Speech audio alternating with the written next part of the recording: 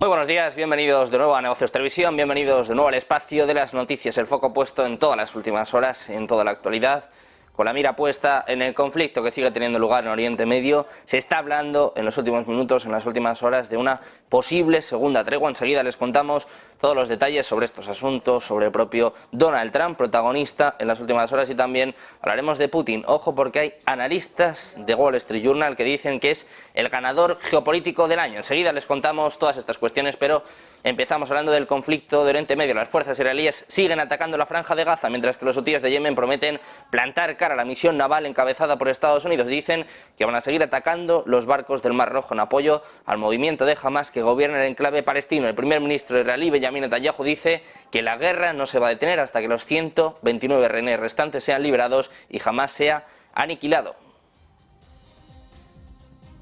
Seguimos con más noticias, seguimos hablando de Israel. Medios estadounidenses e israelíes están hablando en los últimos minutos sobre que Israel ha ofrecido a Hamas un alto el fuego de una semana a cambio de unos 40 rehenes. Los rehenes serían principalmente ancianos, mujeres y niños, es lo que están informando tanto CNN como Axios. Se dice que el acuerdo se va a presentar a Hamas a través de mediadores cataríes. Las informaciones por el momento son mínimas, pero ya estaban hablando también de que el jefe de la operación política de Hamas está viajando hoy a Egipto para continuar las discusiones sobre un nuevo acuerdo de rehenes. Precisamente les hablamos de estas conversaciones. Se están llevando a cabo intensas conversaciones sobre una posible segunda tregua en Gaza, lo que dicen personas informadas precisamente sobre las mismas. Dice que se están llevando a cabo negociaciones sobre una posible segunda tregua en Gaza. Precisamente podría incluir la liberación parcial de rehenes por parte de Hamas a cambio de que Israel libere a los prisioneros palestinos. Les acabamos de contar la oferta por parte de Israel: una semana a cambio de 40 rehenes. Según estas fuentes, los enviados están analizando qué rehenes y prisioneros podrían quedar libres en cualquier acuerdo con Gaza, mientras Israel insiste en que las mujeres y los rehenes masculinos enfermos se incluyan en la lista de liberaciones. Añaden que los palestinos que cumplen condena en prisiones israelíes por delitos graves pueden ser incluidos también en esta lista de liberaciones. Hablamos ahora del líder de Hamas, Ismael Haniyeh. Está recorriendo sitio de un edificio destruido en la ciudad de Gaza. Ismael Haniyeh está, en este caso, viajando a Egipto, anunciando además que ha llegado esta misma mañana para mantener conversaciones con funcionarios egipcios sobre los últimos acontecimientos en la guerra en Gaza y sobre otros asuntos. Es lo que emiten en un comunicado este grupo de Hamas. Una fuente cercana está diciendo a la agencia France Press que las conversaciones se van a centrar en un posible alto el fuego en Gaza y un acuerdo de intercambio de prisioneros con Israel. Haniyeh, afincado en Qatar, llega al Cairo acompañado de una delegación de alto nivel de Hamas y va a mantener conversaciones con el jefe de la inteligencia egipcia y con otros funcionarios para discutir la entrega de ayuda humanitaria, la retirada del ejército israelí de la Franja de Gaza y el regreso de los desplazados a sus ciudades y pueblos en el norte. Esta visita ya es la segunda a Egipto desde el brutal ataque de Hamas del pasado 7 de octubre, después de un viaje que se produjo a principios de noviembre. Seguimos con más noticias. Hablamos ahora de la votación del Consejo de Seguridad de las Naciones Unidas. Va a tener lugar hoy un nuevo intento para aumentar las entregas de ayuda a la Franja de Gaza. Se ha retrasado un día más mientras siguen las conversaciones para intentar evitar un tercer veto de Estados Unidos a esta acción en los últimos 2 meses. Una larga guerra entre Israel y Hamas que lleva prácticamente más de 2 meses, y además el Consejo de 15 miembros va a votar una resolución redactada por los Emiratos Árabes Unidos que no pudo votarse este lunes. Se ha retrasado repetidamente mientras los diplomáticos dicen que los Emiratos Árabes Unidos y Estados Unidos están luchando por acordar un texto que mencione un cese de hostilidades y una propuesta para establecer un monitoreo de la ayuda de la ONU. El proyecto de resolución exigiría que Israel y Hamas permitan y faciliten la entrega de ayuda humanitaria por tierra, mar y aire a la Franja de Gaza y a lo largo de ella. Seguimos con más noticias. Hablamos ahora de este conflicto que se ha extendido más allá de Gaza. Está llegando, como saben, al Mar Rojo, donde las fuerzas hutíes alineadas con Irán siguen atacando buques con misiles y drones. Esto ha provocado la creación de una patrulla naval multinacional para proteger el comercio en la zona, pero pese a la creación de esta patrulla liderada por Estados Unidos, los milicianos yemeníes no se han visto intimidados. Han dicho que van a seguir sus ataques de represalia y ojo, porque apuntan a que van a hacer una operación marítima cada 12 horas. Su posición no va a cambiar esta dirección en la cuestión palestina mientras no termine la guerra de Israel en Gaza.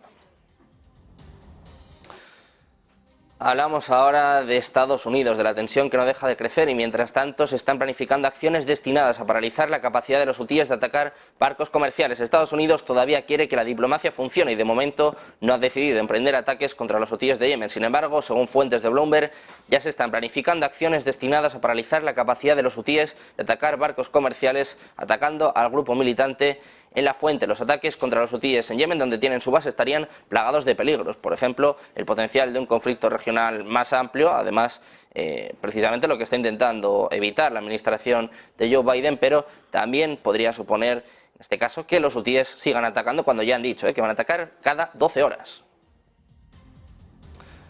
Seguimos con más noticias, con el foco puesto en este Consejo de Seguridad de la ONU, esta posible votación y también el posible nuevo veto por parte de Estados Unidos, en lo que podría ser ya el tercero, pero precisamente hablando de Estados Unidos, hablamos del expresidente y candidato de nuevo a la presidencia, Donald Trump, que no va a tener derecho a concurrir a ninguna elecciones, al menos en Colorado. Esto es lo que ha dictaminado el Tribunal Supremo de este estado con 4 votos a favor y 3 en contra, invocando la sección 3 de la 14ª enmienda de la Constitución, que prohíbe ocupar un cargo oficial a los que hayan participado en una insurrección o rebelión contra la Carta Magna después de haber jurado fidelidad a la misma. En el caso de Trump, por el intento de golpe del 6 de enero de 2021 en Washington, cuando, ya saben, una turba arengada por el magnate irrumpió en el Capitolio para impedir que el Congreso certificara la victoria de Joe Biden. La reacción pública ha tenido lugar apenas unos minutos después de conocerse la noticia. Una serie de congresistas, gobernadores y hasta rivales del propio Trump en las primarias del Partido Republicano han tachado esta decisión de estar políticamente motivada y han aportado argumentos por los que piensan que esos jueces de Colorado no tienen derecho alguno a prohibir a nadie que se presente a unas elecciones. Una decisión que pertenece a los votantes o, si acaso, al Tribunal Supremo Federal.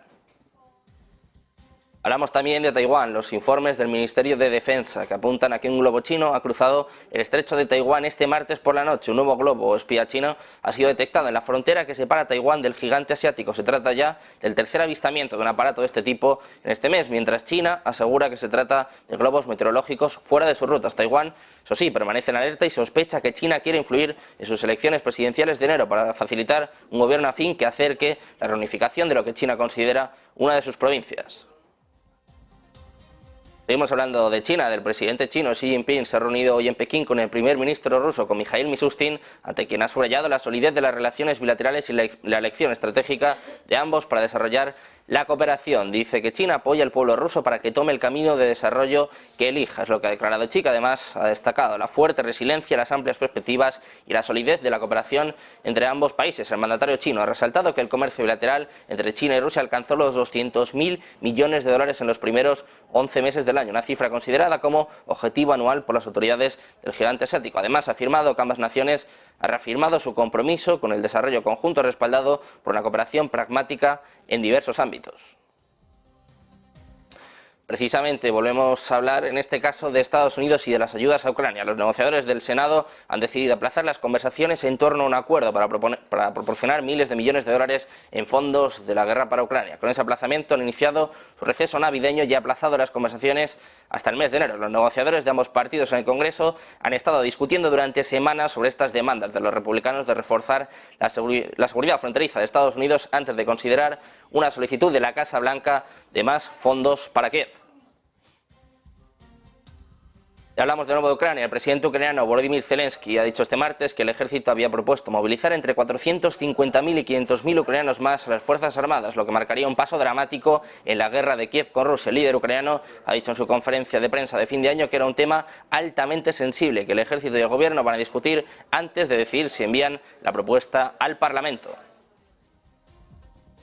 Precisamente ayer el propio Zelensky dio su rueda de prensa anual hablando de muchos asuntos, de la guerra con Ucrania, precisamente también de las ayudas por parte de Estados Unidos. Y ojo a lo que decía Zelensky, Estados Unidos no nos va a dejar caer. Seguimos con más noticias y hablaba ya no solo en este caso de la ayuda por parte de Estados Unidos, también de la ayuda de la Unión Europea, de los 50.000 millones en un momento en el que Ucrania necesita cada vez más ayuda, tanto por parte de Europa como por parte de Estados Unidos. Mientras tanto, sigue en curso esta guerra en Ucrania, precisamente donde el país está desplegando defensas antitanques de dientes de dragón a lo largo de la línea del frente, mientras adopta una postura más defensiva contra Rusia. Esto es lo que dice el Ministerio de Defensa británico. En su último informe de inteligencia de defensa dice que las Fuerzas Armadas Han detenido los llamados de Zelensky en noviembre para fortificaciones más rápidas, sectores clave. Dice que en una parte del proyecto Ucrania ha trabajado para mejorar las defensas a lo largo de su frontera con Bielorrusia, con dientes de dragón, alambre de púas y zanjas antitanques a partir de mediados de diciembre de 2023. Por ello dicen que es improbable que Rusia avance a gran escala y que en general el frente se caracteriza por el estancamiento. Las operaciones ofensivas ucranianas también se han vuelto mucho más raras en las últimas semanas después de la decepcionante contraofensiva del verano. Seguimos hablando de Ucrania. Kiev planea producir 1 millón de drones de reconocimiento y combate FPV y más de 11.000 drones de ataque de medio y largo alcance el próximo año. Es lo que ha dicho este miércoles el ministro ucraniano de Industrias Estratégicas, que apunta que todas las instalaciones de producción están listas y que comienza la contratación para 2024. Esto es lo que recoge la agencia Reuters. La cifra incluye al menos 1.000 aviones no tripulados con un alcance de más de 1.000 kilómetros. Seguimos hablando de Ucrania, en este caso del dinero que va a necesitar de cara al año que viene. Ojo a la cifra, va a precisar de 37.300 millones de dólares en asistencia del exterior para mantener la estabilidad financiera en 2024. Es una estimación avalada por el Fondo Monetario Internacional, hecha pública hoy por el propio Ministerio de Finanzas. Según un comunicado de este departamento del gobierno ucraniano, el ministro de Finanzas ha recordado que la llegada a tiempo de la ayuda financiera de los socios internacionales de Ucrania es vital para que el país siga manteniendo a flote la economía mientras sigue con la guerra con Rusia. Ucrania cierra el año en medio de la incertidumbre sobre la aprobación de las partidas multimillonarias propuestas por Estados Unidos y por la Unión Europea. Seguimos hablando de Rusia. Ojo a lo que dice el Kremlin, que Ucrania se retiró de las negociaciones con Rusia ante la insistencia de Gran Bretaña en 2022. Esto es lo que ha dicho el portavoz Dmitry Peskov después de declarar que actualmente no existe una base para las conversaciones entre Moscú y Kiev. Dice que Ucrania prohibió las negociaciones con Rusia el año pasado y que ya no se cumple ninguno de los requisitos previos para reiniciar estas conversaciones. Ucrania, por su parte, ha dicho anteriormente que la paz solo puede basarse en una retirada total de Rusia de todo el territorio que ha tomado desde que comenzó la guerra.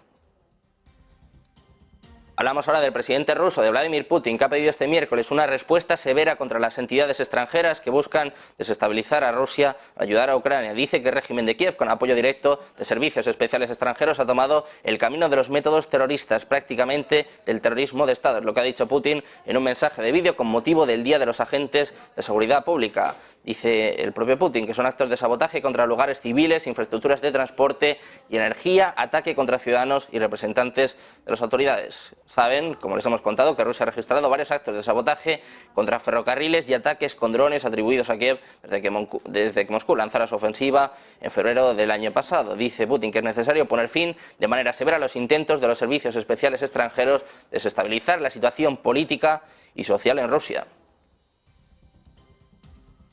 Seguimos hablando de Vladimir Putin, del presidente ruso. Ojo a lo que dice un analista de Wall Street Journal. Hablamos de Jared Baker. Dice, ha llamado al presidente ruso Vladimir Putin como el ganador geopolítico del año. Ha explicado su elección diciendo que la tan cacareada contraofensiva de Kiev se ha estancado y que además la economía del señor Putin ha resistido las sanciones occidentales y la determinación europea se está desvaneciendo. Ven además como el apoyo de Estados Unidos se está fracturando. También ha nombrado a Elon Musk como su ganador empresarial del año. Dice que su travesura de Twitter, ahora X, puede estarle costando una fortuna, pero que sus negocios principales siguen funcionando.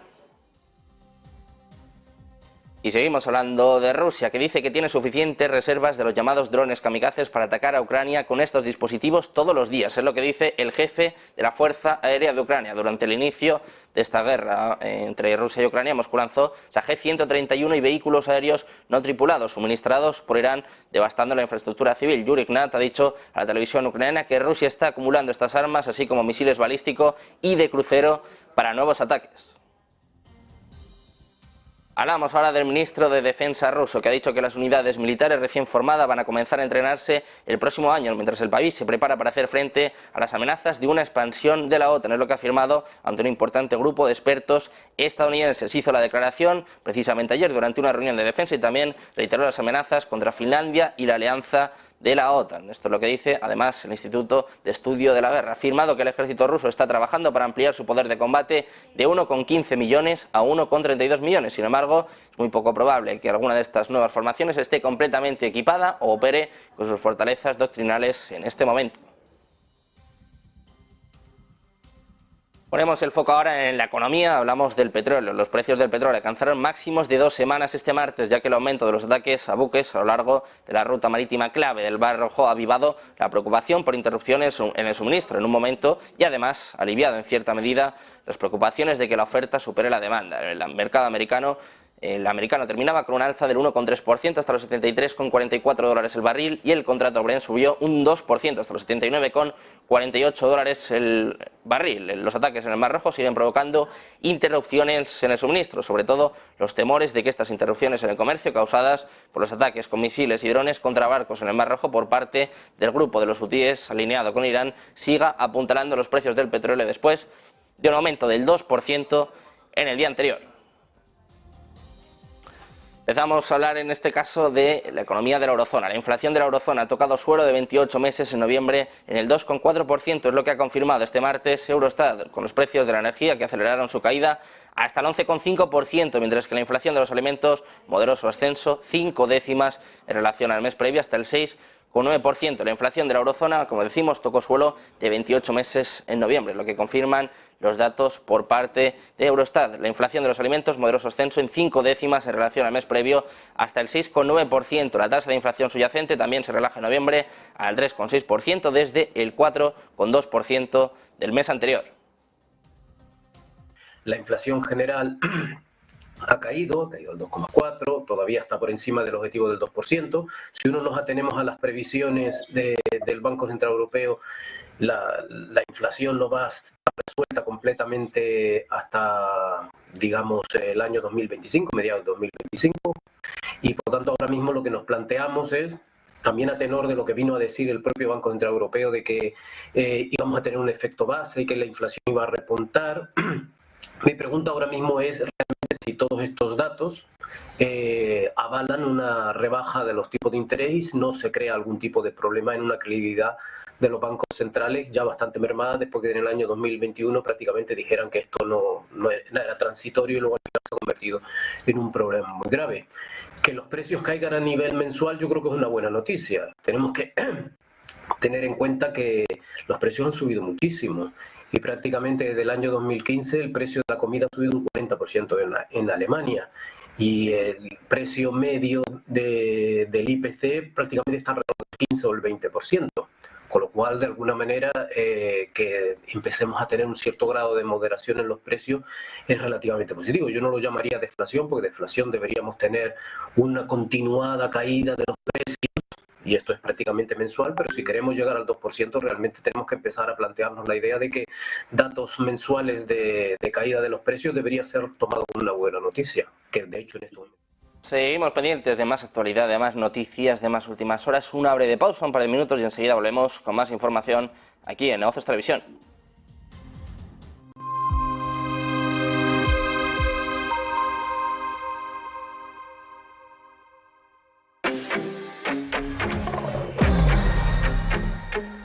¿Quieres invertir en bolsa? Déjame enseñarte algo. Él es Guille, compra acciones de empresas de videojuegos. Y él es Javier, invierte en acciones del mundo del motor. Y ella es... ¿Pero cuál es la comisión? 0 comisión. Abre tu cuenta de cliente totalmente online e invierte en acciones y fondos cotizados sin comisiones hasta 100.000 euros al mes. ¿Y tú? ¿En qué vas a invertir?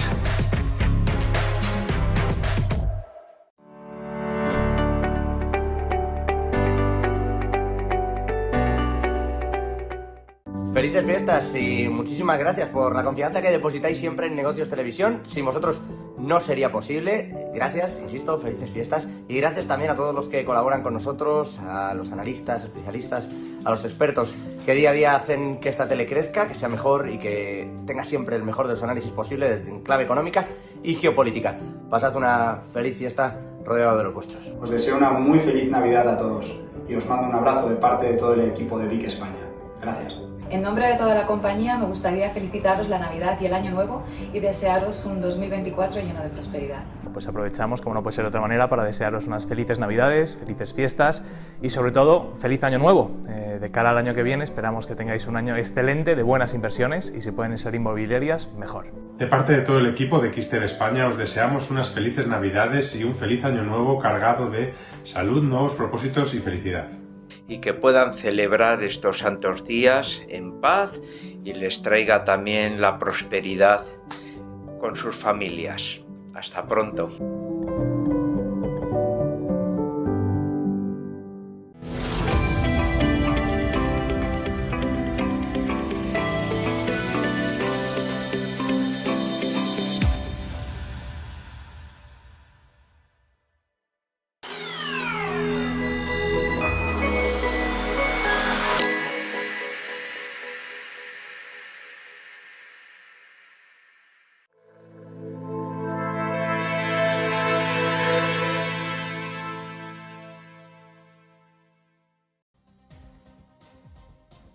Ya de vuelta en Negocios Televisión, pendientes de las noticias de las últimas horas, también de los mercados, con el petróleo de nuevo tocando zonas importantes, en el caso del crudo tocando los $80 por cada barril, superando de hecho esta cifra. El Brent también con subidas en las últimas horas, extiende las ganancias llegando hasta los $75 por barril. También pendientes, como siempre, de la actualidad nacional, y entre los protagonistas del día, en el día de hoy tenemos al grupo ACS. La minera CIS ha logrado una prórroga de 5 años de su contrato minero en Mongolia. Nos cuenta los detalles, como siempre, nuestra compañera Eva Villanueva. ¿Qué tal? Muy buenas, Eva. Muy buenas, pues sí, es tiempo de hablar de una de las compañías protagonistas de la jornada de hoy, una compañía del grupo ACS.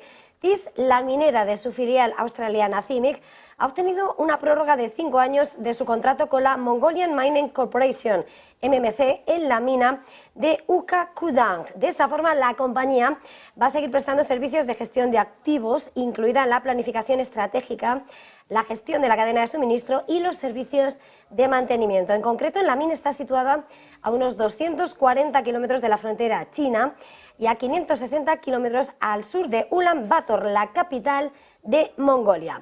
El presidente ejecutivo y director ejecutivo de TIS, Michael Wright, ha destacado que están entusiasmados por ampliar esta exitosa asociación con la MMC, que viene de largo plazo y se remonta a 2009, así como al hecho de continuar brindando valor a través de su experiencia en mantenimiento y su compromiso con la seguridad y la sostenibilidad, haciendo especial énfasis en el hecho de esa.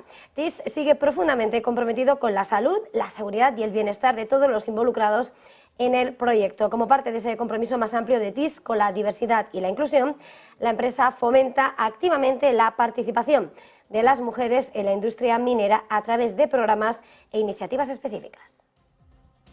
Pendientes de la actualidad nacional, muchas gracias, Eva, por esta última hora sobre ACS. Pendientes también en este caso de China, de la tasa de interés del Banco Popular de China a 5 años. Ha salido con un dato del 4,20%, en línea con el dato anterior y el esperado. La tasa de interés del Banco Popular de China, un año real, también en línea con lo previsto, en el 3,45%, con China, que ha fijado la tasa preferencial para préstamos un año en el 3,45% para el mes en curso. El Banco Central va a inyectar 151.000 millones de yuanes en una repo inversa a 14 días al 1,95%, en comparación con la tasa anterior, precisamente también del 1,95%. China ha mantenido sus tasas de interés de referencia en la fijación mensual del miércoles, igualando las expectativas del mercado, después de que el Banco Central mantuviera estable su tasa de política a medio plazo a principios de la semana pasada. Sin embargo, los observadores del mercado seguían esperando que Beijing aplicara una mayor flexibilización monetaria en el nuevo año para respaldar una recuperación económica vacilante a medida que la presión deflacionaria eleva los costes reales de endeudamiento. La tasa preferencial de préstamos a un año se mantuvo en el 3,45%, mientras que la LPR a 5 años se mantuvo sin cambios en el 4,20%. Hablamos ahora de otra de las noticias que más están dando que hablar a nivel nacional. El Gobierno, como saben, ha entrado en Telefónica y va a controlar hasta el 10% del capital a precios del mercado. La participación está valorada en poco más de 2.000 millones. Con este movimiento parece descartado que la saudí STC ejecute el 5% de derivados. Según el Consejo de Ministros, con una vocación de permanencia, la participación de SEPI va a permitir proporcionar a Telefónica una mayor estabilidad accionarial para que la compañía alcance sus objetivos y, por ende, va a contribuir a salvaguardar sus capacidades estratégicas. En esta línea hay declaraciones por parte de la vicepresidenta económica de Nadia Calviño, que ha explicado en los pasillos la orden del Consejo de Ministros a la SEPI para entrar con hasta un 10% en Telefónica, la que ha calificado como la empresa más estratégica de España. La escuchamos. Y es que en línea con otros grandes países europeos como Francia y Alemania, que tienen o están incluso incrementando su participación pública en los grandes operadores estratégicos de telecomunicaciones, hoy el Consejo de Ministros ha acordado ordenar a la SEPI la adquisición de una participación de hasta el 10% de Telefónica. Es sin duda la empresa más estratégica de nuestro país, no solo por su presencia en el ámbito de las infraestructuras de telecomunicaciones y en el ámbito de la innovación tecnológica, sino también por su peso en el ámbito de la seguridad y la defensa. Y por eso, como les señalaba, en línea con otros grandes países europeos como Francia y Alemania, que tienen o incluso están incrementando su participación dentro de en el capital de las grandes operadoras de telecomunicaciones estratégicas, hoy hemos acordado ordenar esta posibilidad de adquisición de hasta el 10% del capital de Telefónica, una decisión que tiene por objeto dar estabilidad para que la empresa pueda lograr sus objetivos estratégicos y dar así también una mayor estabilidad al desarrollo de todos estos planes en nuestro país. Seguimos pendientes de toda la actualidad nacional, económica, geopolítica, pendientes también, como siempre, del mejor análisis. No se vayan, una breve pausa y enseguida volvemos en Ponte en Acción de la mano de Eva Villanueva.